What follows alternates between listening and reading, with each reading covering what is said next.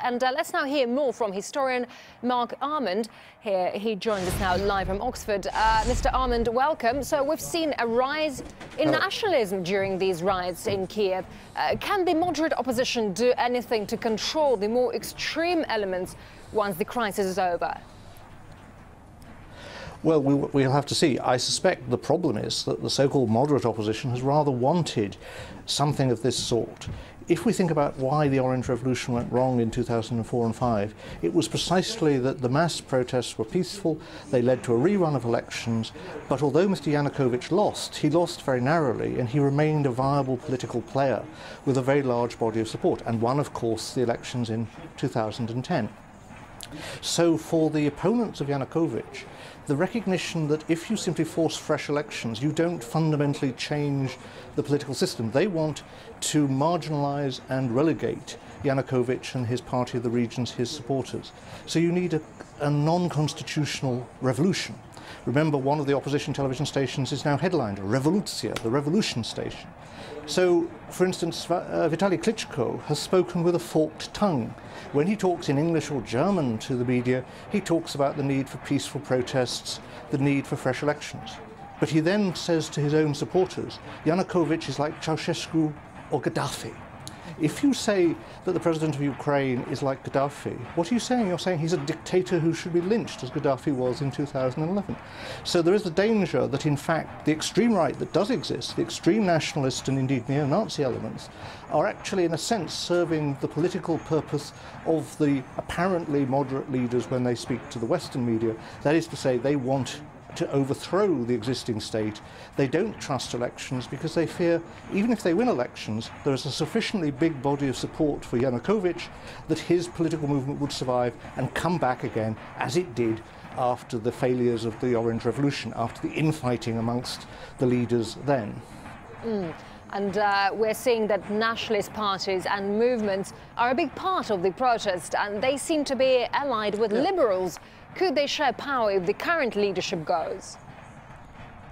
Well, of course, this is a dangerous situation. I think myself that the so-called liberals and moderates are playing with fire, although they want collapse of Yanukovych's government and a revolution of a sort.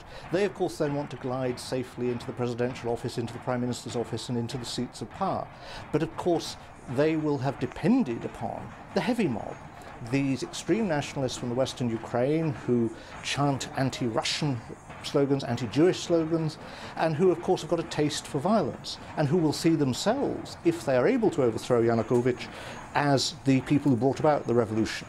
And, of course, we've seen in the past, once you move from having elections as the basis of political power to the crowd in the street, to the storming of the government buildings, that can slide out of control. The people who think they are the leaders today could find themselves marginalised. The people who today are willing to use incitements to violence by denouncing the current government as being tyrants and dictators could find themselves being targeted by the same people who are throwing the Molotov cocktails today, tomorrow.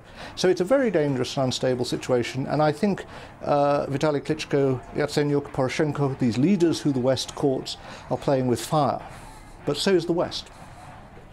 The US and the EU, of course, played their role in these protests. So we saw their officials on Independence Square there.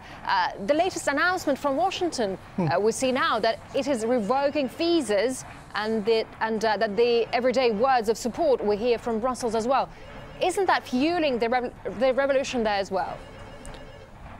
It is. I think it's a rather sinister sign, not only for the politics of Ukraine, that the democratic countries of the European Union and the United States, their governments and the bureaucratic institutions in Brussels are siding with a rioting mob in the streets, but it also, in a sense, is an indirect threat to anybody who dissents from the official European line inside the European Union. After all, what is the basis of this protest? That Yanukovych's government refused to sign the association government agreement with the EU, and that sparked the protest. So, in other words, Yanukovych's negative rating for the EU and for the Americans is that he didn't do what we wanted. But what if a government inside the EU was to begin to say we don't entirely agree with this or that? Would they also see a sponsored crowd on the streets? Would they also see inside countries inside the EU a threat to the constitutional order if you don't follow the line that the bureaucrats in Brussels have laid down? So I think we're seeing not a promotion of democracy here, but in fact a sinister and rather cynical power political game about the Ukraine, but one which has implications for the functioning of the constitutions of Western Europe, for the functionings of our own democracy. Maybe it will pass, maybe it's just a flash in the pan, but it does reveal a rather contemptuous attitude towards elections and towards democratic procedures on the part of the elite in Brussels and, I have to say, also in Washington.